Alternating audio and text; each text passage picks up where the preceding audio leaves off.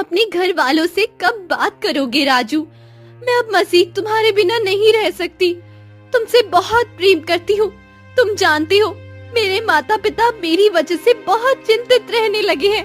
वो मेरा जल्दी से विवाह करना चाहते हैं। मैं क्या करूँ काजल, तुम ही बताओ मुझे, मैं खुद मजबूर हूँ। तो इसका मतलब ये है कि तुम्हारे सामने मैं किसी और की डोली में बैठकर चली जाऊंगी और तुम कुछ भी नहीं कहोगे, खामोशी से खड़े तमाशा देखते रहोगे। अपनी प्रेमिका को किसी और के नाम का सिंदूर अपनी मांग में सजाते देखकर फिर भी कुछ नहीं बोलोगे तुम। ऐसी बातें मत करो काजल, मुझे बहुत तकलीफ होती है जब तुम किसी और का नाम अपने नाम के साथ लेती हो। मेरी सांस रुकने लगती है ये सोचकर कि तुम मेरे अलावा किसी और की हो सकती हो। तो फिर इंतजार किस बात का कर रहे हो? मैं जानती हूँ कि तुम भी मुझसे बहुत प्रेम करते हो और तुम्हारे लिए भी मेरे बिना रहना उतना ही कठिन है जितना कि मेरे लिए तुम्हारे बिना रहना। तो तुम अपने परिवार वालों को मनाओ ना, उनसे बात करो। तुम अच्छे से जानती हो कि मैं अछूत जात से हूँ और तुम क्षत्रिय जात से संबंध रखती हो। तुम्हारे परिवार के लोग तो हम लोगों को दूर से देखकर ही रास्ता बदल लेते हैं, हमसे इतनी नफरत करते हैं, हमसे इतनी घिन खाते हैं। जब मैंने अपने परिवार वालों के सामने तुम्हारे साथ विवाह करने का नाम लिया तो मत पूछो कि उन्होंने मुझे बहुत मारा। कहने लगे कि अगर हम तुम्हारे लिए इस लड़की का हाथ मांगने के लिए गए तो वो लोग हमारे हाथ काट देंगे, हमारी जुबानों को काटकर कुत्तों के आगे डाल देंगे। तुम मेरे परिवार वालों की चिंता मत करो, अपने परिवार वालों को मैं समझा लूंगी। तुम बस अपने परिवार वालों को समझाओ और उन्हें मेरे घर लेकर आओ। अगर उन्होंने मेरे घर वालों के साथ कोई बुरा बर्ताव किया, उन्होंने मारा या तकलीफ पहुंचाई तो तुम मुझ पर विश्वास करो, मैं अपनी जान दे दूंगी मगर तुम्हारे घर वालों को कुछ नहीं होने दूंगी। राजू काजल की बात मान लेता है और जब घर जाता है अपनी माँ से बात करता है। माँ, मैं और काजल एक दूसरे से बहुत प्रेम करते हैं। तुम जानती तो हो कि हम दोनों एक दूसरे के बिना नहीं रह सकते। तुम बापू से बात करो और उसके घर रिश्ता मांगने के लिए चले जाओ। काजल ने मुझसे वादा किया है कि वो अपने परिवार को समझा लेगी। देखो बेटा, ये काम इतना आसान नहीं है। तुम दोनों भावुक हो रहे हो। तुम क्षत्रिय जात को जानते तो हो कि वो हम लोग से कितनी नफरत करते हैं, वो हमारे साथ कैसा बर्ताव करते हैं। तुम्हारे बापू कभी नहीं मानेंगे। हमें अपना जीवन बहुत प्यारा है, हम खुद को मौत के हवाले नहीं कर सकते। इतने में राजू के पिता भी वहाँ आ जाते हैं। वो भी इन दोनों की बात सुन लेते हैं। तुम्हें कितनी बार कह चुका हूँ बेटा, इस लड़की से दूर रहो। अगर उसकी जात के लोगों ने देख लिया तो वो तुम्हें जान से मार देंगे। तुम हमारे एक ही बेटे हो, अगर तुम्हें कुछ हो गया तो हम तो जीते जी मर जाएंगे। ऐसा कुछ भी नहीं होगा बापू, आप बिल्कुल चिंता मत करें। बेटा, वो लोग क्षत्रिय हैं, उस परिवार के लोग राजा के खास सिपाही हैं, राजा के बहुत से काम करते हैं। अगर इन लोगों ने राजा से शिकायत कर दी तो हमारे लिए इस गांव में रहना बहुत कठिन हो जाएगा। पिताजी, यह सब बातें तो बहुत बात की है ना, उससे पहले एक बार अपनी कोशिश करके तो देख लें। क्या पता जैसा आप सोच रहे हो वैसा ना हो, वो लोग इस बात पर कोई आपत्ति ना करे, क्योंकि उनकी बेटी भी तो मुझसे प्रेम करती है। राजू के माता पिता बाकी परिवार से बात करते हैं तो वो सब उन्हें मना करते हैं, मगर बेटे के जिद के आगे मजबूर होकर वो काजल के घर चले जाते हैं। अरे अछूत लोगों, तुम यहाँ पर क्यों आ गए हो? तुम्हारे आने से मेरे घर का आंगन अपवित्र हो गया है। अब इस आंगन को हमें धोना होगा। तुम लोगों की ये हिम्मत कैसे हुई यहाँ आने की? काजल की नौकरानी इन लोगों को देख लेती है। वो काजल को इनके बारे में जाके बोलती है तो काजल दौड़ते हुए अपने कमरे से बाहर जाती है। मैंने आपसे कहा भी था कि ये लोग हमारे साथ कैसा बर्ताव करेंगे। अभी यहाँ से चलो, वरना हमारी बात सुनकर ये लोग हमें जान से ही मार देंगे। मैं तुम लोगों से कुछ पूछ रहा हूँ, जल्दी से मुझे मेरे सवाल का जवाब दो और यहाँ से निकल जाओ। बल्कि मैं अपने नौकरों को बुलाता हूँ जो तुम लोगों को धक्के देकर घर से बाहर निकालेंगे। इतनी क्या औकात है तुम लोगों की कि तुम लोग यहाँ तक चले आए? हम कहाँ जाएंगे? हम यहाँ पर अपने बेटे राजू के कहने पर आए हैं। वो और आपकी बेटी दोनों एक दूसरे से प्रेम करते हैं, दोनों विवाह करना चाहते हैं। हम आपकी बेटी का हाथ मांगने के लिए यहाँ आए हैं। ये बात सुनकर काजल के पिता का गुस्से से बुरा हाल हो गया था। राजू के पिता उनके गुस्से को देखकर बहुत डर गए थे। ये तो अपने जमाने में बहुत बड़ा सैनिक था, बहुत बहादुर था, कोई इसके मुकाबले में नहीं था। अब ये मेरा क्या हाल करेगा? राजू ने मुझे किस मुसीबत में फंसा दिया है। क्या कहा तुमने? तुम्हारी ये हिम्मत? तुम एक अछूत होकर क्षत्रिय की बेटी का हाथ मांगने आए हो? अपने इस अछूत बेटे के लिए मैं तुम दोनों की टांग तोड़कर इस घर से बाहर निकालूंगा, ताकि दोबारा कोई ऐसी हरकत ना कर सके। तुम्हारे उस बेटे की मैं जुबान काट लूंगा। उसकी हिम्मत कैसे हुई मेरी बेटी का नाम लेने की? काजल के पिता अपने कमरे से तलवार लेकर आ गए थे। काजल उन दोनों के बीच में आकर खड़ी हो गई थी। पिताजी, अगर आपने इन लोगों को कुछ भी कहा तो मैं अपनी जान दे दूंगी। इन लोगों तक आपको मेरी लाश के ऊपर से गुजर कर जाना होगा। क्या बकवास कर रही हो तुम? तुम्हारा इन लोगों से क्या लेना देना? हटो यहाँ से। मैं इन लोगों को उनकी किए की सजा देने वाला हूँ और अब इन लोगों को मुझसे कोई नहीं बचा सकता। मैंने आपसे कहा ना पिताजी, ये लोग यहाँ मेरी मर्जी से आए हैं, मेरी मर्जी से। सिर्फ राजू ही मुझसे प्रेम नहीं करता, मैं भी राजू से बहुत प्रेम करती हूँ। अपनी मांग में सिर्फ उसी के नाम का सिंदूर सजाना चाहती हूँ। अगर उसके अलावा किसी और का नाम मेरे नाम के साथ जुड़ा तो मैं खुदकुशी कर लूंगी, अपनी जान दे दूंगी, मगर आज के बाद किसी और को अपने पास नहीं आने दूंगी। मुझे विश्वास नहीं हो रहा कि तुम ऐसा भी कर सकती हो। मेरी बेटी होकर, मेरा खून होकर तुम मेरा सिर कैसे झुका सकती है, वो भी इन अछूत लोगों के सामने? तुम्हें वही लड़का मिला था प्रेम करने के लिए, जिसके पास ना कोई जात है, ना कोई दिन है, ना कोई दौलत है। क्या देगा वो लड़का तुम्हें? पिताजी, उसके पास प्रेम की दौलत है और मुझे उससे सिर्फ उसका प्रेम चाहिए, इसके अलावा और कुछ नहीं। आप इन लोगों को हाँ कर दें और कह दें कि कुछ दिन के बाद ये लोग आकर मेरी डोली उठा कर ले जाएंगे। शादी करूंगी तो सिर्फ और सिर्फ राजू से। काजल के पिता वहीं पर सर पकड़कर बैठ गए थे और राजू के माता पिता एक दूसरे को देखने लग गए थे। राजू बेटा बिल्कुल सही कह रहा था। ये लड़की उससे सच में बहुत प्रेम करती है, इसीलिए तो अपने आप को खतरे में डाल दिया। मेरा राजू कितना खुशकिस्मत है, उसे इतनी अच्छी सच्चा प्रेम करने वाली कन्या जो मिली है। तुम सही कह रही हो, हमारा बेटा वाकई बहुत खुशकिस्मत है। मगर अब पता नहीं कि इस लड़की का पिता क्या फैसला करेगा। अभी आप लोग यहाँ से चले जाएं। मेरे पिताजी गुस्से में हैं। उन्होंने आपके साथ जो भी बर्ताव किया है, मैं आपसे माफी मांगती हूँ। आप मुझे क्षमा कर दीजिए। काजल ने उनके सामने अपने दोनों हाथ जोड़ दिए थे। बेटी, तुम्हें माफी मांगने की जरूरत नहीं है। बस भगवान से प्रार्थना करो कि तुम्हारे बाप को समझ आ जाए कि जात से कुछ भी नहीं होता। इंसान मन का अच्छा और सच्चा होना चाहिए। हमने किसी का क्या बिगाड़ा है जो लोग हमसे नफरत करते हैं, हमें अछूत कहते हैं। अगर हम नीच जात से हैं तो इसमें हमारा क्या दोष? ये तो भगवान की देन है, जिसे जो चाहे दे दे, जिसे जहाँ चाहे पैदा कर दे। वो लोग अपने घर चले गए थे। उन्होंने सारी बात राजू को बताई। मैंने आपसे कहा था ना माँ, कोई और मेरा साथ दे ना दे, काजल जरूर देगी, क्योंकि हम दोनों बने ही हैं एक दूसरे के लिए। हम दोनों एक दूसरे से बहुत प्रेम करते हैं और जब दो लोग एक दूसरे से सच्चा प्रेम करते हैं तो कोई भी उन्हें अलग नहीं कर सकता। काजल ने अपने घर वालों को आत्महत्या की धमकी दे दी थी।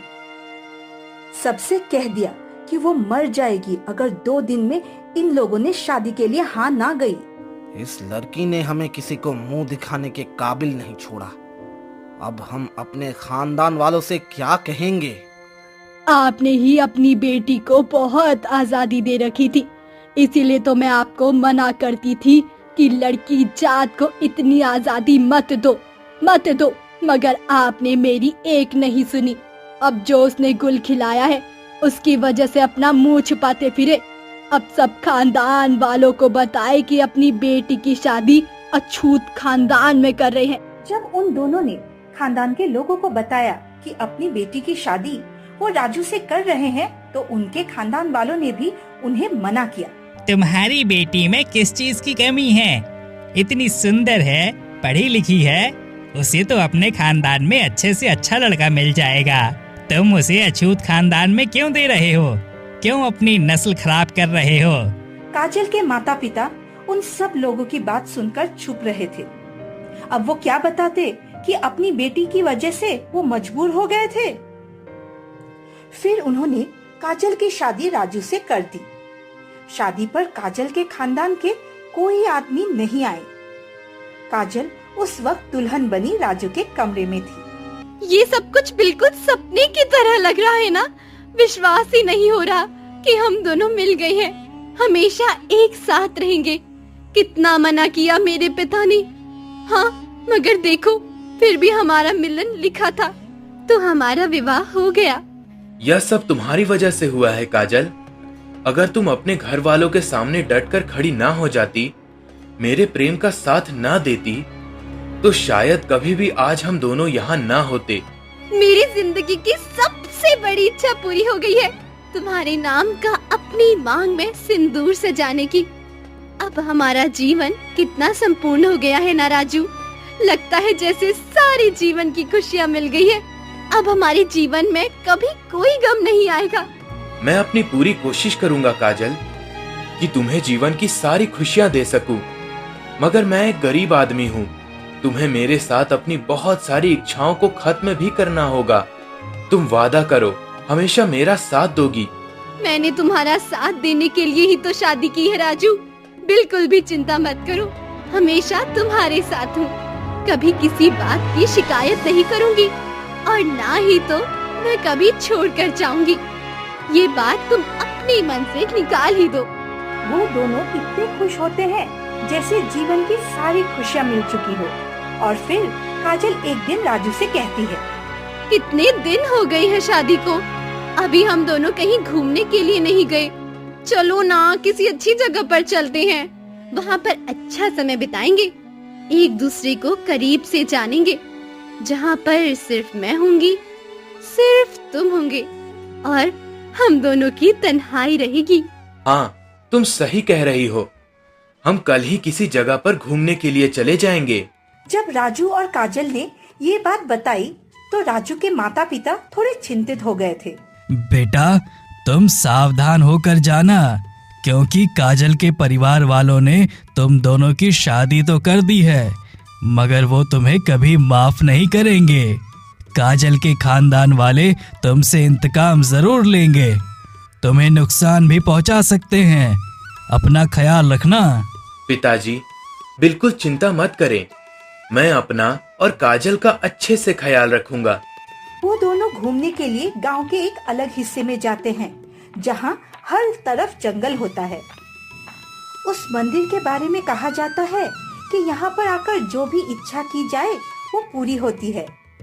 चलो आओ राजू, एक बार फिर से मेरी मांग में अपना सिंदूर सजाओ।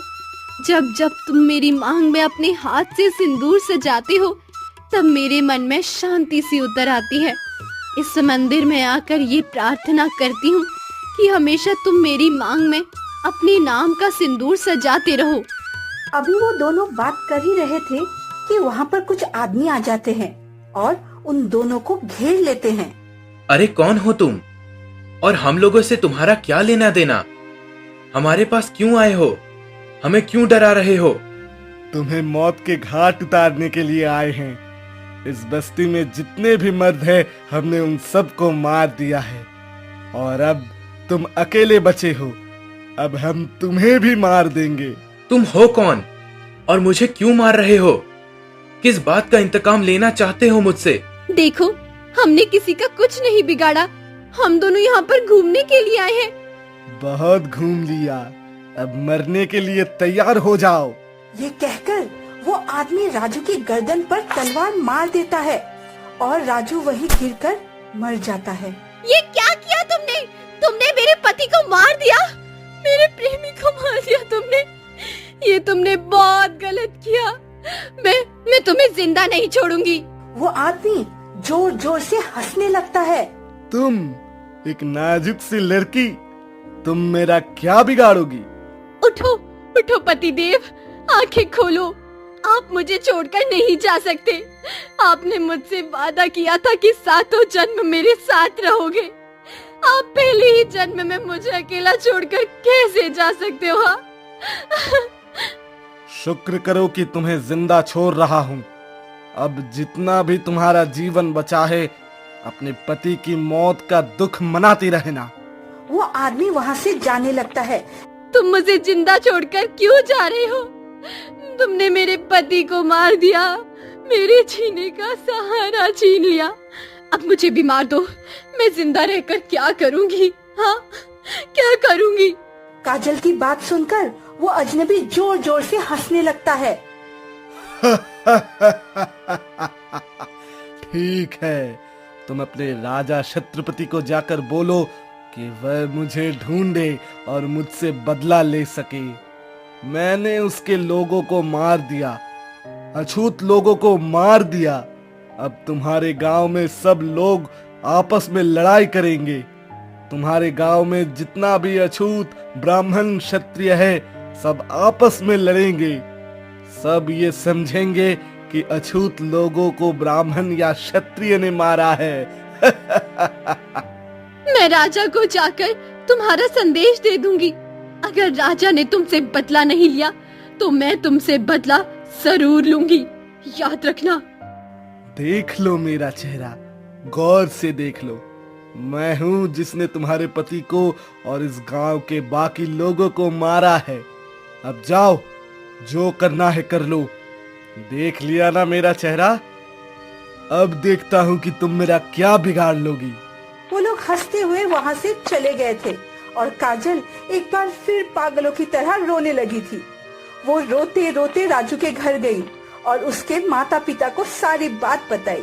मुझे पता था कि इस लड़की की वजह से मेरा बेटा अपनी जान से चला जाएगा। इस लड़की ने हमारा बेटा हमसे छीन लिया। तुम यहाँ से निकल जाओ लड़की, चली जाओ यहाँ से। अब तुम्हारा हमारे साथ कोई रिश्ता नहीं रहा। जिसके साथ तुम्हारा रिश्ता था उसे तुम्हारे परिवार वालों ने मार दिया। इतने में वहाँ पे गांव का एक दूसरा आदमी आता है। वो बताता है कि जंगल में रहने वाले सभी आदमियों को मार दिया गया है। अरे, इसका मतलब ये है कि इस लड़की के परिवार वालों ने ही अछूत परिवार के लोगों को मारा है, अपना बदला लेने के लिए। हमने भी हाथों में चूड़ियां नहीं पहन रखी। हाँ, मौजूद हैं, तो इसका मतलब ये नहीं कि कोई भी हमें मार दे। हमें बदला लेना होगा। हम इन क्षत्रियों को छोड़ेंगे नहीं। आप लोग जो समझ रहे हैं वो गलत है। ये सब मेरे परिवार के लोगों ने नहीं किया, बल्कि वो अजनबी लोग थे जो गांव के लोगों में आपसी फूट डालना चाहते थे। उन लोगों ने ही मेरे राजू को और उन लोगों को मारा है। लड़की, तुम अभी तक यहीं पे खड़ी हो? निकल जाओ यहाँ से। तुम्हारे परिवार वालों ने ये सब किया और तुम अपने परिवार वालों का साथ देने के लिए झूठ बोल रही हो। उन लोगों ने काजल को धक्के देकर वहाँ से निकाल दिया था और काजल रोते हुए वहाँ से चली गई थी। जब काजल अपने घर गई तो उसे देखकर उसके माता पिता हैरान हो गए। तुम यहाँ पर क्यों आई हो और ये तुमने अपनी क्या हालत बना रखी है बेटी? क्या उन लोगों ने तुम्हें घर से निकाल दिया है? क्या तुम्हारे पति ने तुम्हें मारा है? जिस पति पर तुम्हें इतना विश्वास था, उसी पति ने तुम्हें घर से निकाल दिया। क्या उसका प्रेम 2 हफ्तों में खत्म हो गया? काजल ने रोते हुए सारी बात उनको बताई, फिर भी उनके दिल नरम नहीं हुए। देखो बेटी, तुम्हें पता है ना, हमारी जात में जब लड़की का पति मर जाता है तो लड़की को पति के साथ सती कर दिया जाता है। अगर तुम यहाँ से अभी ना गई तो हम तुम्हें सती कर देंगे। जिस पति से तुम इतना प्रेम करती थी, क्या उसके लिए तुम सती हो जाओगी? ये बात सुनकर काजल चुप हो गई थी। बोलो बेटी, चुप क्यों हो गई हो? तुम तो बहुत प्रेम करती थी ना राजू से, तो उसके साथ मरने के लिए तैयार हो जाओ। माँ, मैं राजू के प्रेम में खुशी खुशी मरने के लिए तैयार हूँ, मगर पहले मुझे उसके हत्यारे से अपना बदला लेना है, प्रतिशोध लेना है। उसके बाद मैं अपनी जान दे दूंगी, क्योंकि मेरे लिए इस दुनिया में अब कुछ भी नहीं बचा, कुछ भी नहीं। तो फिर यहाँ से चली जाओ। अगर अपना जीवन चाहती हो तो अभी इसी समय यहाँ से निकल जाओ। अगर तुम अभी यहाँ से नहीं गई तो फिर सती होने के लिए तैयार हो जाओ। काजल वहाँ से चली जाती है और सीधा राजा के महल जाती है। मुझे राजा से अभी और इसी समय मिलना है, बहुत जरूरी बात करनी है राजा से। दरबान उसे राजा के महल पहुँचा देता है। बताओ लड़की, कौन हो तुम और मुझसे क्यों मिलना चाहती हो? ऐसा कौन सा जरूरी काम था जो तुम मेरे मंत्री को नहीं बता सकती थी? सीधा मेरे पास आ गई हो। काजल राजा को सारी बात बताती है। ये तो बहुत बुरा हुआ। अब तो मेरे राज्य में फूट पड़ जाएगी। मुझे इस सब को रोकना होगा, वरना लोग एक दूसरे के जानी दुश्मन हो जाएंगे।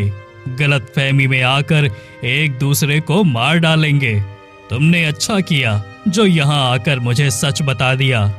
अब बताओ, मैं तुम्हारे लिए क्या करूं? मैं आपकी सेना में शामिल होना चाहती हूँ।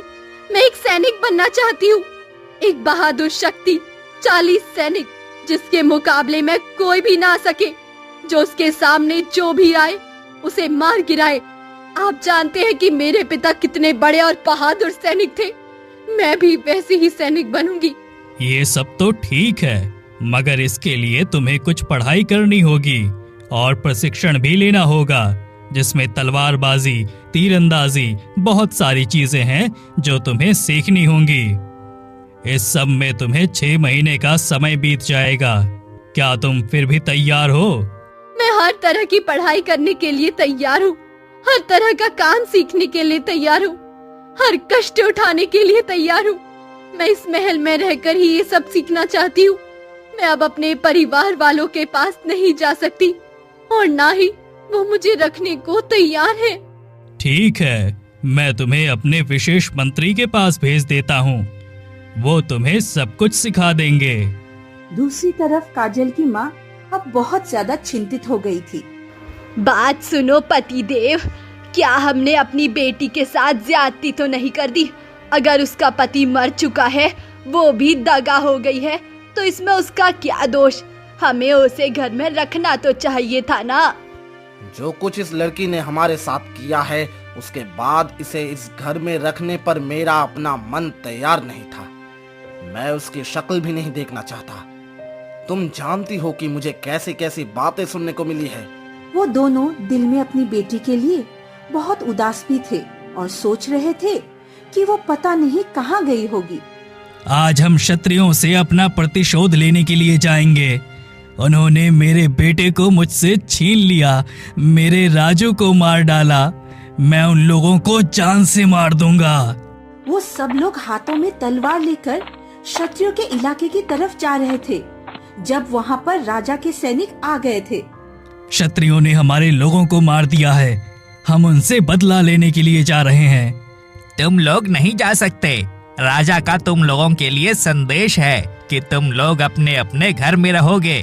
कोई भी किसी शत्रु पर हमला नहीं करेगा। सैनिकों की बात सुनकर सब लोगों को बहुत ज्यादा गुस्सा आ गया था। क्यों? वो शख्स ही हैं, इसलिए जो चाहे करें।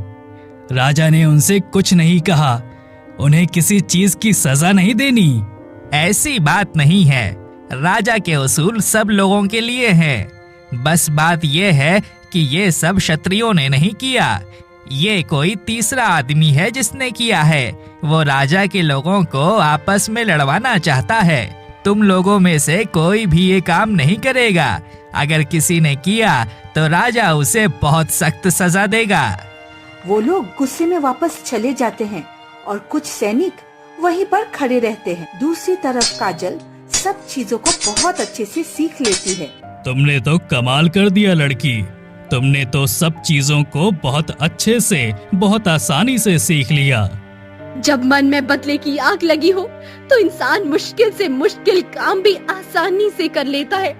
बस मुझे पूछना है कि वो कौन लोग थे जो गांव वालों को मारने के लिए आए थे। क्या उनके बारे में पता चला है? मैं तो सिर्फ उस आदमी का चेहरा पहचानती हूँ जिसने मेरे पति को मारा है, और जब वो मेरे सामने आएगा तो मैं उसे लाखों में भी पहचान लूंगी। मुझे खबर मिली है कि वो आदमी साथ देश वाले राजा प्रताप सिंह के आदमी थे। आज हम उन पर हमला करने वाले हैं। हम उनके साथ युद्ध करने वाले हैं। मैं भी उस युद्ध में शामिल होंगी और उस आदमी को मैं अपने हाथों से मारूंगी। उस आदमी को मेरे अलावा और कोई कत्ल नहीं करेगा। रात होते ही उन लोगों ने राजा प्रताप सिंह के राज्य पर हमला कर दिया था। मुझे सबसे पहले उसी आदमी को मारना है जिसने मेरे पति को मारा। उसके बाद ही मेरी आत्मा को शांति मिलेगी। काजल एक एक सैनिक का चेहरा देख रही थी और फिर एक सैनिक के पास जाकर वो रुक गई थी और वो आदमी काजल को देखकर बुरी तरह से घबरा गया था। तुमने मुझे पहचाना? कौन हूँ मैं? मैंने नहीं जाना कि तुम कौन हो। मैं तुम्हें जान से मार दूंगी, ठीक वैसे ही जैसे तुमने मेरे पति को मारा था। मैंने सिंदूर की सौगंध खाकर कहा था कि मैं तुमसे बदला जरूर लूंगी, और आज मैं वो कसम पूरी कर रही हूँ। ये सिंदूर सिर्फ मांग में सजाने के लिए नहीं होता, ये औरत को ऐसी शक्ति देता है जो अपने पति की सुरक्षा भी करती है, उससे प्रेम भी करती है, और जो कोई उसके पति को कोई नुकसान पहुंचाता है तो उसकी जान भी ले लेती है। और आज ये दुनिया को मैं दिखा के रहूंगी। काजल उस आदमी के सिर पर तलवार मारती है। वो आदमी मर जाता है और फिर काजल उसी तलवार से खुद को मारने लगती है। ये क्या कर रही हैं आप? खुद को क्यों मार रही हैं? मेरे लिए अब जीवन में कुछ भी नहीं रहा। मैं इसीलिए जिंदा थी कि मैं अपने पति का बदला ले सकूं। विशेष मंत्री काजल को राजा के पास लेकर जाते हैं। जैसे तुम्हारे पति को उन लोगों ने मारा, वैसे ही बहुत सारे निर्दोष लोग हैं जिन्हें बहुत से राज्य के सैनिकों ने मार दिया। तो क्या तुम उन महिलाओं के सिंदूर का बदला नहीं लोगी? सिर्फ अपने पति की मौत का बदला लेकर तुम्हारे मन को शांति मिल गई। अब की बार काजल चुप हो जाती है। वो कोई भी बात नहीं बोलती है। तुम एक अच्छी सैनिक हो, बहादुर हो, और मैं तुम्हें खोना नहीं चाहता। मैं चाहता हूँ कि तुम हमेशा हमारी सेना में रहो और इसी तरह से दुश्मनों को मारती रहो, अपने लोगों की रक्षा करती रहो। ठीक है, मैं ऐसा ही करूंगी जैसा आपने कहा है। मैं उन सब लोगों के सिंदूर का बदला लूंगी जो अपने घरों में बैठी सिर्फ रो रही हैं, या फिर अपने पति के साथ सती हो चुकी है। मुझे उन सभी लोगों का बदला लेना है।